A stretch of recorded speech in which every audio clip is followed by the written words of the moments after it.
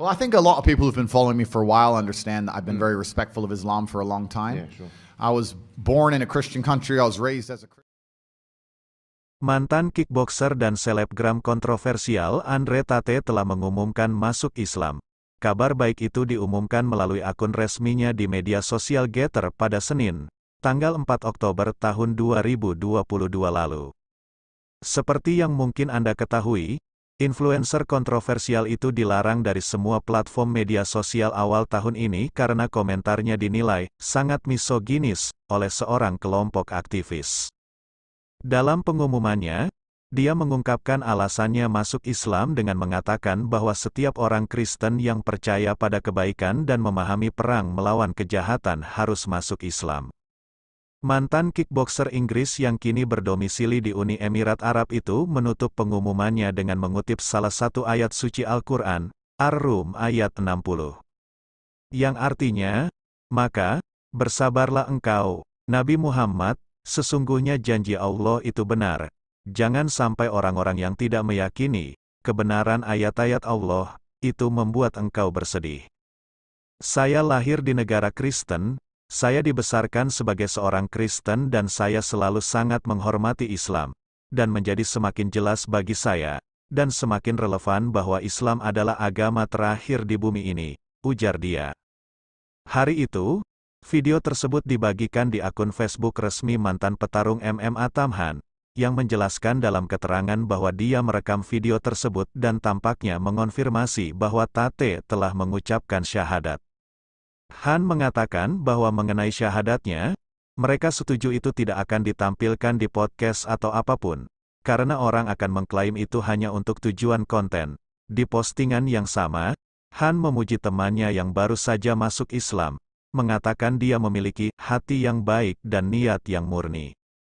Andre Tate, yang awalnya mendapatkan popularitas karena karir profesionalnya sebagai kickboxer, menjadi terkenal pada pertengahan 2022 karena komentarnya tentang wanita yang dianggap misoginis oleh banyak orang. Di antara pernyataannya yang paling kontroversial, Tate menyatakan bahwa tempat perempuan hanyalah rumah, tidak boleh mengemudi, dan hanya untuk laki-laki.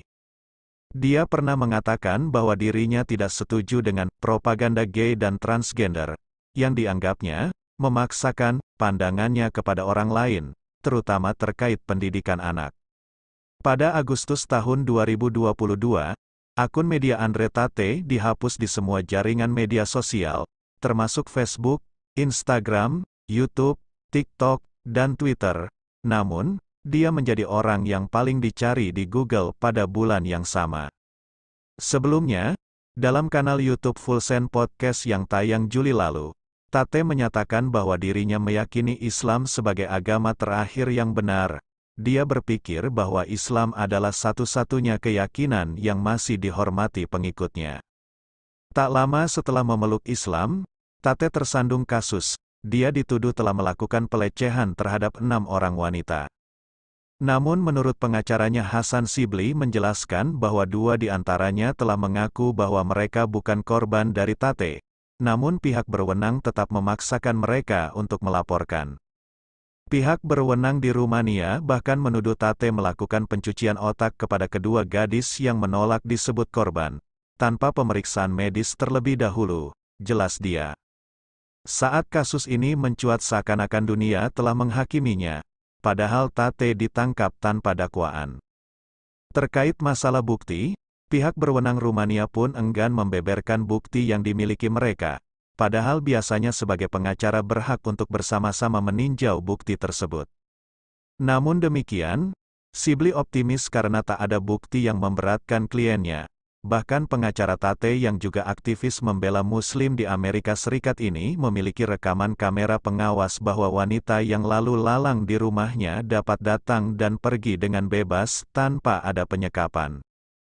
Dia merasa bahwa ada pihak yang sedang menggiring opini bahwa seakan-akan ketika seseorang memeluk Islam, dunia akan segera berakhir, akan banyak masalah yang datang. Banyak opini yang menggiring bahwa banyak prinsip Tate sebelumnya yang tidak sesuai dengan ajaran Islam, sehingga banyak orang akan berpikir ulang untuk memeluk Islam. Padahal Allah menjamin bahwa mereka yang telah memeluk Islam, dosa-dosa sebelumnya akan luruh dan bersih kembali seperti bayi baru lahir. Dalam komentar yang panjang, dia menjelaskan lebih lanjut alasan pertobatan Tate dan menjaminnya. Han mengatakan Andre sangat tulus dan hatinya bersama Islam. Andre bisa saja mengatakan tidak. Dia tahu ini bisa melukai situasinya yang sudah kontroversial di media sosial, tapi dia melakukannya sendiri. Demi Allah, saat itu adalah kunjungan khusus ke masjid.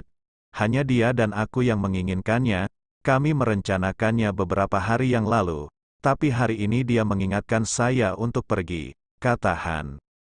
Han merasa senang melakukan ini sehingga orang dapat melihat sisi aslinya, dan ini adalah pertama kalinya dia di masjid, dan cara yang bagus untuk memulai perjalanannya.